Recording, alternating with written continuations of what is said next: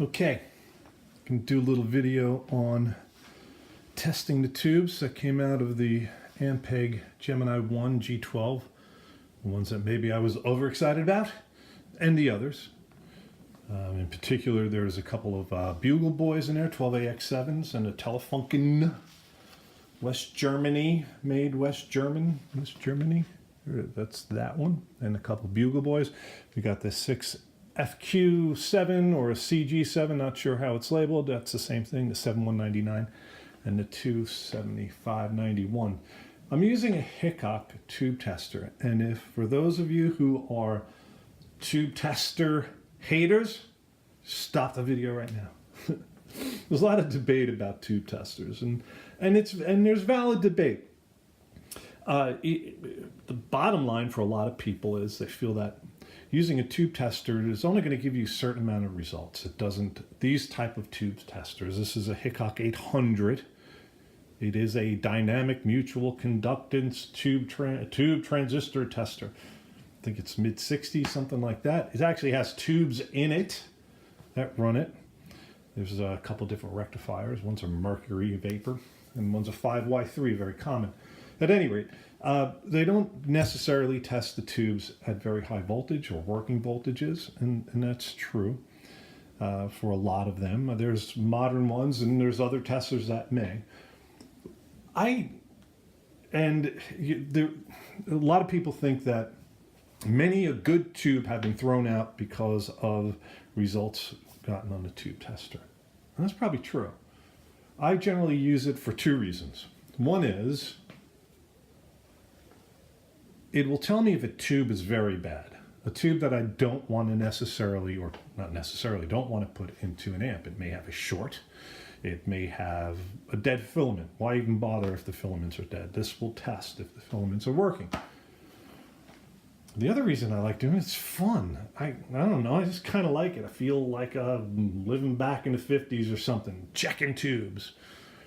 A couple things to think about when you're doing these tube testing. A lot of these tube testers and Hickocks. It's off right now. When I turn it on, there's a line adjustment. And this, I know it's somewhere around here. This will give you an idea, or at least set up the circuit so that it is providing the correct, enough power, or the right level of power, so that the readings come out correct. And what you do, there's a line adjust button of some sort somewhere on the tube testers. And what you want to do is, if you look here, there's a thing that says line test above there. And I'm going to move this dial on the left until that is at that line test. Now, it's important as you're testing tubes, some tubes draw a lot of current, relatively a lot of current through this machine, which may drop those voltages. In particular, you've got to watch that when you're checking rectifier tubes. So once that's set, now I'm relatively ready to go. Now, in these tube testers, there's a neat little rolling chart that will allow you to zero in on the tube you want to test. In this case, I'm going to test the 12AX7s first.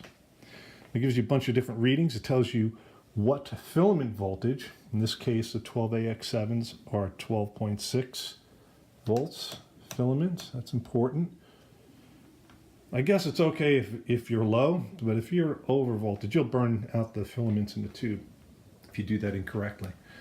And then there's a bunch of dials here. Basically, what this does, it tells the tester, it assigns on the sockets what is applied or what is being read. In this case, the first two are for the filaments, because there's always going to be at least two pins that supply the voltage for the tubes. And in this case, if you look at the chart, 12.6, we've done that already, setting the voltage. And now we want to set the filament pins to E and V. Not sure exactly what that corresponds to. I'm sure that's a pin assignment. If you look, there's probably up to 10 pins or however many here. Okay, fine. So we know that. EV next are the selectors for the grid, plate, cathode, and suppressor. These are, of the vast majority of tubes, have at most 5 elements in each, in one or more sections. And you'll see something familiar. See grid, that's a control grid. This is the plate. This is the screen. Not applicable generally in triodes, certainly in tetrodes or pentodes. Cathode, that's every tube is going to have a cathode, even rectifiers, and a suppressor grid. Suppressor grids, you don't see pin assignments often on those because generally in a lot of the tubes, at least that I use, audio tubes, and the suppressor grid is usually tied to the cathode internally in the tube itself. So a lot of times that'll stay on 0. But if we look here, we get an assignment for numbers. So for this is a dual triode, and you'll see it says triode 1 and triode 2. So let's do the first triode. By the way, in general, the first triode in a dual triode tube is on the higher numbers. So 6, 7, and 8, you've got a plate, control grid, and cathode. Section 1 is actually 6, 7, and 8. Well, the grid is going to be 7. See that there? And the plate is going to be 6. By the way, if you know your tubes, you'll know that pin 7 in a 12AX7 is a control grid. And you know that 6 is the plate, pin 6. There is no screen, and we can see that as 0. And the cathode for the first triode is pin 8. There is no suppressor, there's 0. Now, this English and bias, the bias has to do with the bias on that control grid. In this case, it's at level 12. I'm not sure exactly what that corresponds to. And English is, it adjusts the position of the pointer. Now, there's a couple different things here that you'll see. See, bias says 12, and English is 58. That English number is to set it so that the reading will be, if it shows in good, the tube is good. If it shows below that, it's bad or weak. I generally don't use that. What I used is I look to see what the mutual conductance is that should be read through the tube. It says 1250. On this dial, you will see at various points something says 15,000, 6,000, and 3,000. That sets the range. If you look at the meter, you'll see there is a 3,000, goes up to 3,000 on one level, 6,000 on another, and then 15,000. By setting the dial here to that point, I'm setting it to 3,000. If you can just see it over there, that will actually give me the mutual conductance reading. For a good new tube, they're saying that, and if you look at the data sheets, you'll see a 12AX7 will have a mutual conductance of 1250. So I'm setting it there to see where it stands against a new tube. I could put it at the 58 mark, and then the dial would be read whether it's good or replace. So let me just double check, always double if not triple check your settings. I've got 12.6 volts, I've got EV, I've got 76080. That looks good. I am going to check my line adjustment again, now that it is warmed up a little bit. Just that slightly. And here we go. There's only one place that this tube can go. Let's go with the Telefunken first. Place it in the tube tester. Let it warm up a little bit. You may or may not see filament glow. I do. I can see it from here. It's up from the camera angle. Filament's glowing. Let it warm up a little bit. Now what? A couple things. One is we can check the mutual conductance. That's P4. It tells you there that's the button you press. GM is your mutual conductance button.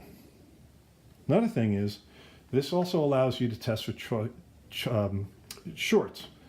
If you look at this dial here, let's see, it says tube test. It's on tube test.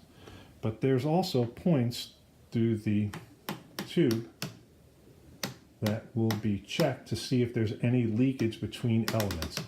The dial, they say tap the tube a little bit. That kind of moves the elements a little bit. I didn't see that that did not move, so that's a good sign. And now that the tube is warmed up, let's see what happens. We're looking to 1250, so we're looking for the dial, the pin to somewhere around here. And there we go. To me, that's awesome. That's functioning as if it's a new tube. Now, what I can do is test the other side, and I would change these dials. And that's what I'm going to do. So I know on the other side, everything remains the same, but the grid, the plate, and the cathode are different. I know that the grid in the second triode is pin 2. I know that the plate in the second triode is pin 1. And I know the cathode in the second diode is pin 3. All else remains the same. I'm not sure if this checks it. I guess it would check for this other triode. And then let's see, we're looking for 1250. Call it 1150. I'm liking that. Let's just, for fun, let me show you what happens if I change it to the 58. I'll do it on the fly. So if, as I turn this down, you'll see the needle go up. And as I put it to 58, now it's reading whether it's pass or fail. It took me a while to figure that out, and that's important. So we knew it was going to pass because it was pretty close to 1250. But that's another way of looking at it. Sometimes when I get a batch of, quote, weak tubes through here, I'll just leave it on that, just make sure they pass fail.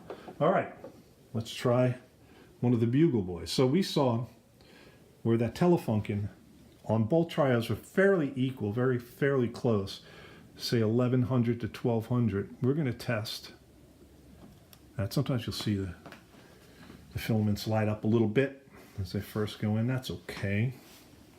By the way, what I didn't do, and I should check the line adjustment, and actually it's a little low. As the tube is drawing current, it changes the voltage through the amp. Shouldn't change it much on the 12AX7. So let's check for some. I don't see any issues there. May not have warmed up quite enough. We've got it back at 3000 range, so we're looking for about 1250. And that one's a little, you can see that's a little stronger. We're talking about 1300, 1350. That's nice. Let's go check the other side.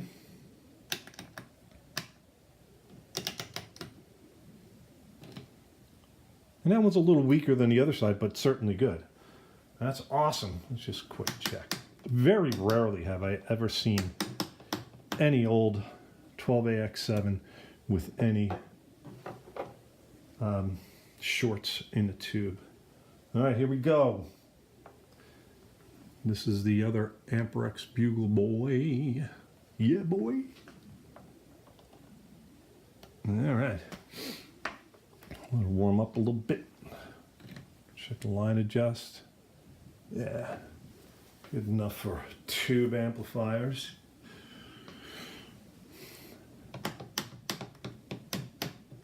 That's good.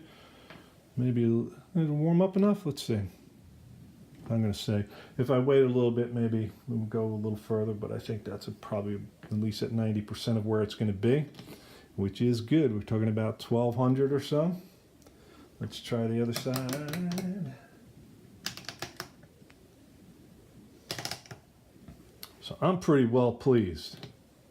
Look at that, mother of pearl. All right, good. So we've got 3, certainly. Now, this is not testing for microphonics. This is not testing for quality of sound. But I am confident to put them in an amp with no issue. So now, let's go to, we got a 7199, we got a 6CG. Kind of look at the charts, there we are. We got a 50, what the hell are these, 7591s. So let's see what's closest. Let's go on this side. Let's go to the 6 CG. I don't know if it's listed as a CG or FQ. I don't know what's in the chart. Maybe both. They're going to have the same parameters. 6. Come on. CG7. There it is. Another dual triode. Can you see it? And similarly, the pins, by the way, on these tubes are very similar. The main difference is that pins 4 and 5 are going to be your filaments as opposed to 4, 5, and 9, which is the center tap for the 12AX7. So I don't even know if there's anything. Yeah, I guess there's maybe a shield, a suppressor that can also be a shield is being used. So now this is important. EV, so 4 and 5. I guess that's what that means. Very important. This is 6.3 volts. Always do it linearly. So 6.3 volts. EV, good. And I can go 2103. We've got to put a 9 here. That's going to be tested. There's probably, I think, an internal shield in these tubes between the diodes. Oh, look at that. Look at, and you can, I don't know if you can make it out, but you can see that in the 6CG, there is a mystery element between the two triodes. You can see one triode, the other triode, and right between is a shield. That shields them from each other. Shields it also maybe from some filament noise between the tubes. So that's a little high. So let's see. Also, 23 is the bias. That's quite a bit different. 23. The English for a good pass-fail is 79 because 2600. So we're still on the 3000 range. I'm going to leave that. So we're going to want to see this go almost all the way to the top. Arguably, I should go to the 6000 range so that I don't peg that. So maybe we'll do that. Because if they're strong, they're going to bounce that needle off of the edge. So I'm going to go to 6000 on English. So I can read what should be a mutual conductance of 2600. So we're looking for the needle to come somewhere here. So that's a line adjustment. That's a little high. Let's check. 6.3 EV 21039. 21039. 23. Okay, here we go.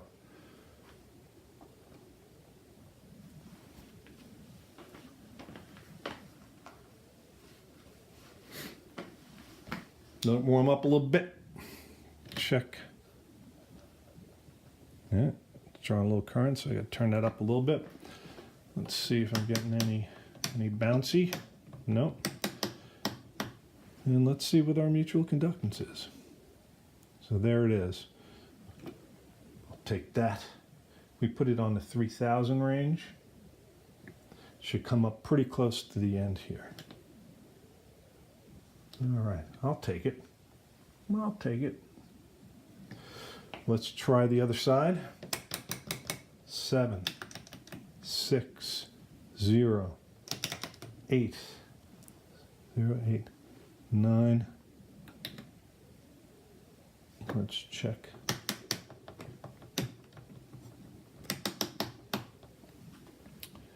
And the answer is close to 2500. That's a good tube. All right, for fun now, let's do the 7199. Now this is a different animal. This tube is a triode and a pentode in one tube. So we're going to have quite a bit different readings. If you look here, I found it, 7199. You can see it says pentode section and triode section. Interesting. So, 6.3 EV 7 2, very different pinout. 3 7 2 3 6 0. There is nothing being used by that. Let's see what happens when I get the tube in there. And the bias is going to be lower here on the pentode. We're looking for a mutual conductance on the pentode section to 3500, so we're going to move this to the 6000 scale. Double check, 6.3 EV72360 lemon, and let's see what we get. Fingers crossed on this one. This is an expensive tube if it isn't working.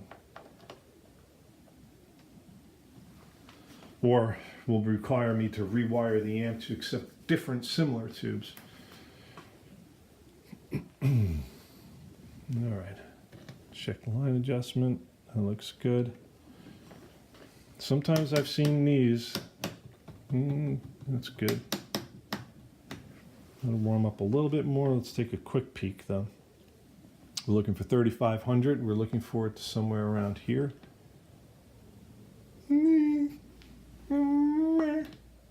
All right, so maybe that's weak. Maybe it's, this is a calibrated, was professionally calibrated within the last year. Just for fun, if we were to take a look at, set it at 85 to go to the good bad. You know.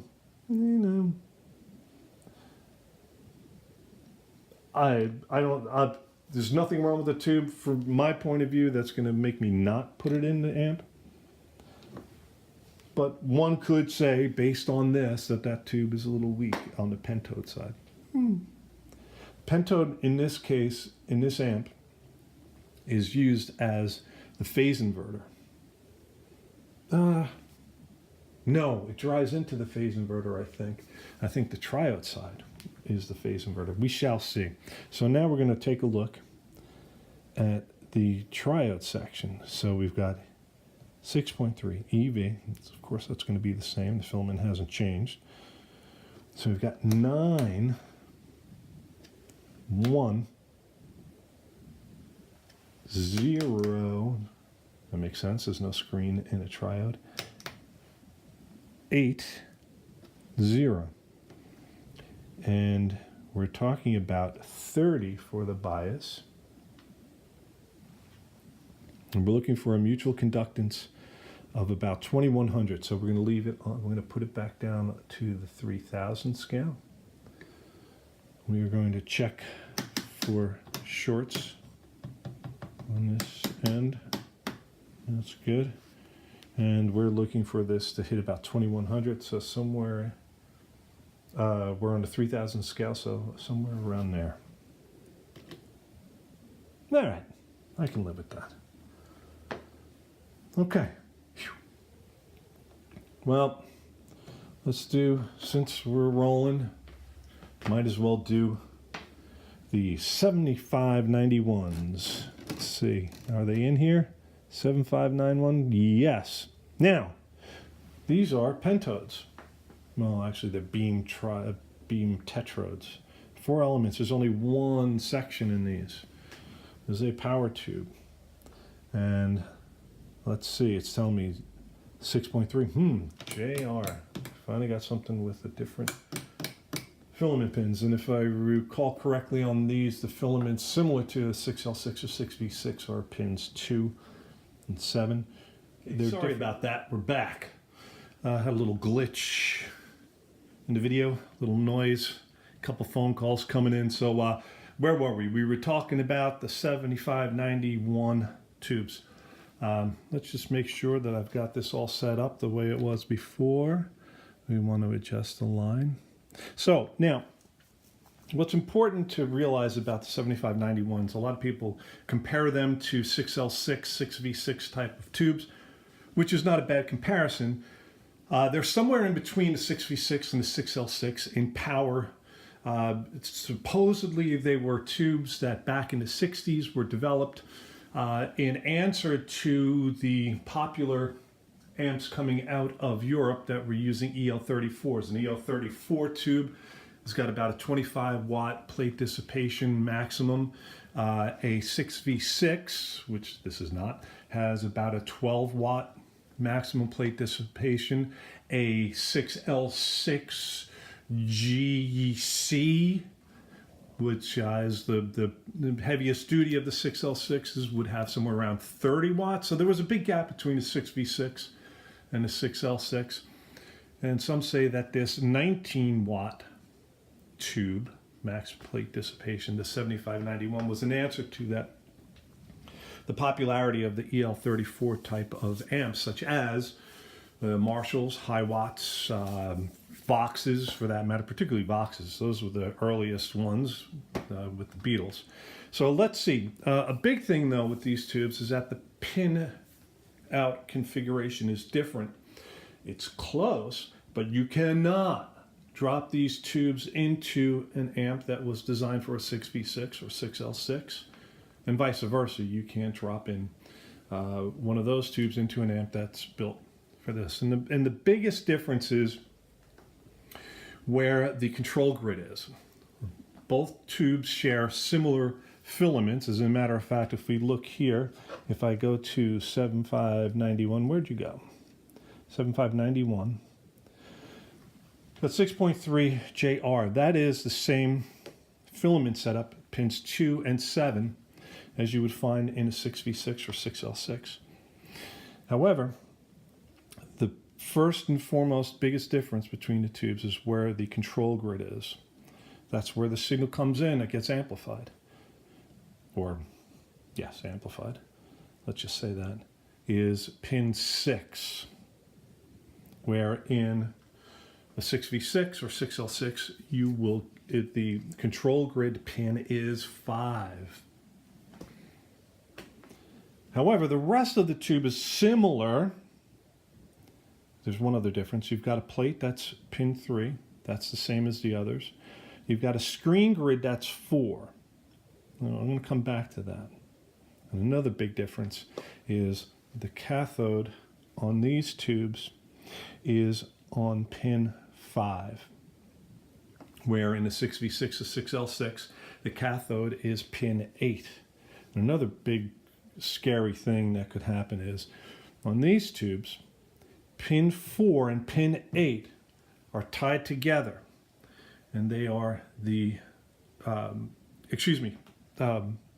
yes, pin 4 and pin 8 is a common place you can attach your leads for your screen grids to either of those spots. They connect to the same thing. But similarly, like the 6L6 and 6V6, the suppressor grid, mysterious suppressor grid, is actually internally tied to the cathode. All right, so let's get to it.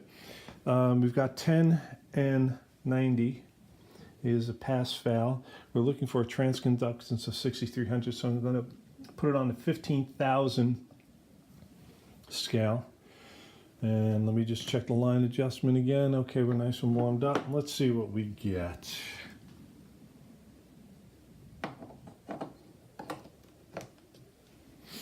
Warm up a little bit. I can see the glow of the filament. Let's see if I can get a shot of that. The glowing filament as the tube warms up. You can see that at the top of the tube there.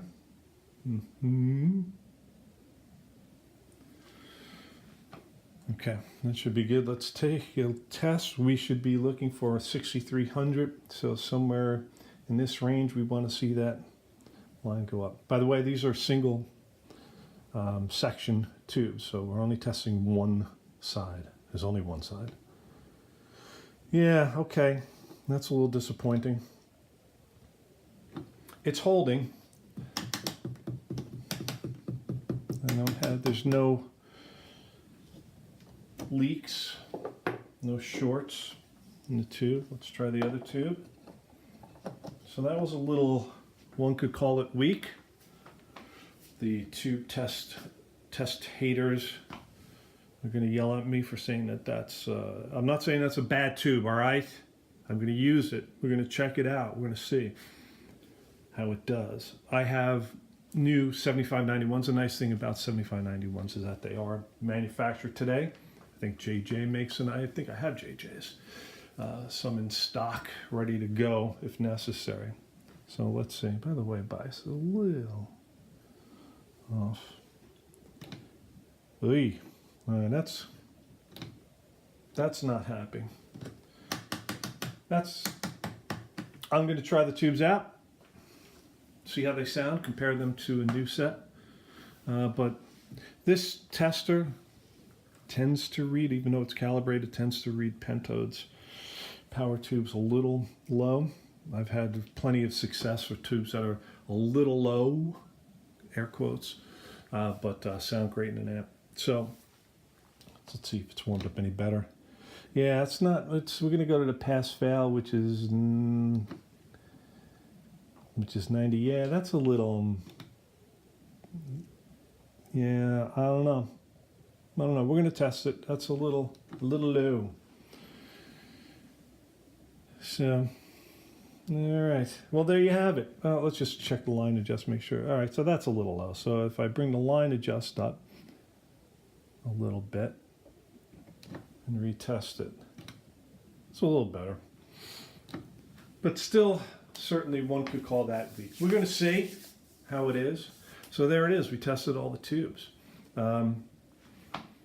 We tested 12AX7s. They came out almost all good. The 7199 is usable for sure, and that was the one that I'm most concerned about. The 6CG, an interesting thing about that tube is that it's very similar in function to a 12AU7. Has a different pinout, but all those tubes are actually originally 12AU7, 6CG7.